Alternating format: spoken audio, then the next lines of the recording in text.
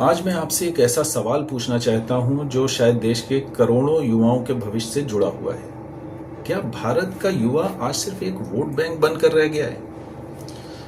क्या युवा एक ऐसा कबूतर बन गया है जिसके सामने हर राजनीतिक दल अपना अपना दाना डाल रहा है? कोई कहता है हम तुम्हारे खाते में पैसे डालेंगे, कोई कहता है हम तुमको रोजगार देंगे, कोई कहता है आओ आंदोलन करते हैं, हमारी लड़ाई लड़ो, और कोई कोटा पहुंच करके लाखों मेडिकल और इंजीनियरिंग छात्रों के सपनों के साथ फोटो खिंचवा रहा है, वो भी फिल्मी स्टाइल में।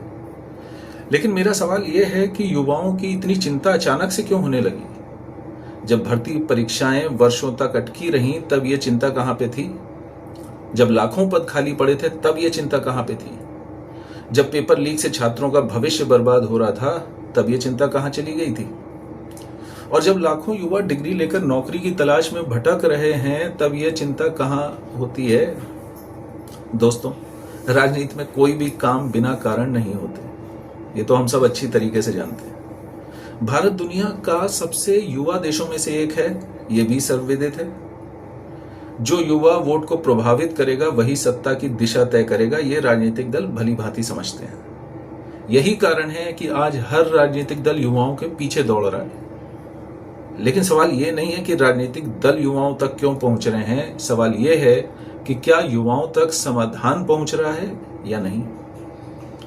आज युवाओं को आंदोलन का चेहरा बनाया जा रहा है, उन्हें रैलियों में बुलाया जा रहा है, उन्हें सोशल मीडिया की सेना बनाया जा रहा है, उन्हें एक दूसरे से लड़ाया जा रहा है। लेकिन कोई इसकी बात नहीं कर रहा कि उनको क्या कौशल दिया जा रहा है, उनको रोजगार दिया जा रहा है या नहीं, या उन्हें एक ऐसा भविष्य दिया जा रहा है जहां वे आत्मनिर्भर बन सकें। सबसे दुखद बात यह है कि आज कई युवा अपना करियर की तैयारी छोड़कर राजनीतिक भीड़ का हिस्सा बनने में गर्व महसूस करने लगा है। कोई नेता आएगा, भाषण देगा, फोटो खिंचवाएगा, वादा करेगा और आगे बढ़ जाएगा, लेकिन परीक्षा युवा को ही देनी है। नौकरी की कतार में युवा ही खड़ा होगा और परिवार की जिम्मेदारी युवा को ही उठानी होगी। आइए, क्यों ये राजनीतिक पार्टियां युवाओं को आकर्षित कर रही हैं और क्या रीजन है उसके पीछे, इसको हम एक क्रमवार तरीके में समझने की कोशिश करते हैं। नंबर 1, युवा सिर्फ वोटर नहीं, एक मल्टीप्लायर है। एक बुजुर्ग वोटर आमतौर पर केवल एक वोट देता है, जबकि एक युवा सोशल मीडिया पर पोस्ट करता है, दोस्तों को प्रभावित करता है, परिवार की राजनीतिक राय को बदल सकता है, व्हाट्सएप ग्रुप और कॉलेज नेटवर्क में संदेश फैलाता है।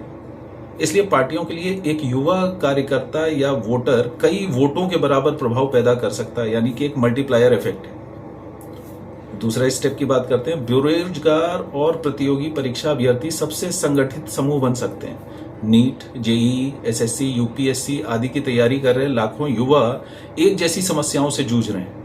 सोशल मीडिया पे जुड़े रहते हैं एक दूसरे से, जल्दी संगठित हो सकते हैं। राजनीतिक दल जानते हैं कि यदि इस वर्ग का समर्थन मिल जाए तो सबसे बड़ा जनसमूह तैयार किया जा सकता है। नंबर 3, युवाओं के पास ऊर्जा होती है, समय भी होता है। राजनीतिक रैलियां, धरने, सोशल मीडिया अभियान, पोस्टर, जनसंपर्क, इन सब के लिए बड़ी संख्या में सक्रिय लोगों की आवश्यकता होती है, जो कि युवाओं में है। युवाओं में जोश अधिक होता है, जोखिम लेने की एक टेंडेंसी होती है जो बुजुर्गों से ज्यादा है, और कई बार राजनीतिक अनुभव भी कम होता है, इसलिए वो किसी भी राजनीतिक अभियान की सबसे बड़ी ताकत बन जाते हैं। भविष्य के नेताओं की भर्ती भी उन्हीं ग्रुप में से होगी, इसलिए हर पार्टी जानती कि आज का छात्र नेता या युवा कार्यकर्ता कल विधायक, सांसद, प्रवक्ता, संगठन पदाधिकारी बन सकता है। इसलिए युवाओं को आकर्षित करना केवल चुनाव जीतने की रणनीति नहीं, बल्कि अगले 10 से 20 सालों की राजनीतिक निवेश की एक योजना भी है।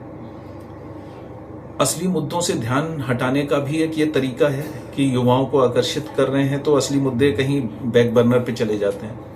कई राजनीतिक विश्लेषक मानते हैं कि कभी कभी मुफ्त योजनाएं, भावनात्मक नारे, छात्र राजनीति जैसे मुद्दे युवाओं का ध्यान कठिन प्रश्नों से हटा सकते हैं। रोजगार की गुणवत्ता क्या है, कितनी नई नौकरियां बन रही हैं, शिक्षा की गुणवत्ता क्या है, भर्ती प्रक्रिया कितनी पारदर्शी है। जब बहस कौन क्या दे रहा है पर केंद्रित हो जाती है तो कौन क्या परिणाम दे रहा है वाला प्रश्न पीछे छूट जाता है। इसलिए युवा सिर्फ वोट नहीं, वो भीड़ भी है, सोशल मीडिया की पहुंच भी है, भविष्य का नेता भी है और राजनीतिक शक्ति भी है। इसलिए हर दल उसे अपने पक्ष में करना चाहता है, लेकिन सवाल यही है कि क्या युवा राजनीति का खिलाड़ी बनेगा या राजनीति का मोहरा। ये हमें और आपको तय करना है। बहुत बहुत धन्यवाद। अगर वीडियो पसंद आया हो तो अपने दोस्तों के साथ लाइक करें, शेयर करें और हमारे चैनल को सब्सक्राइब करें। लेकिन एक चीज़ का ध्यान रखें, जागरूक युवा बने। धन्यवाद। वंदे मातरम।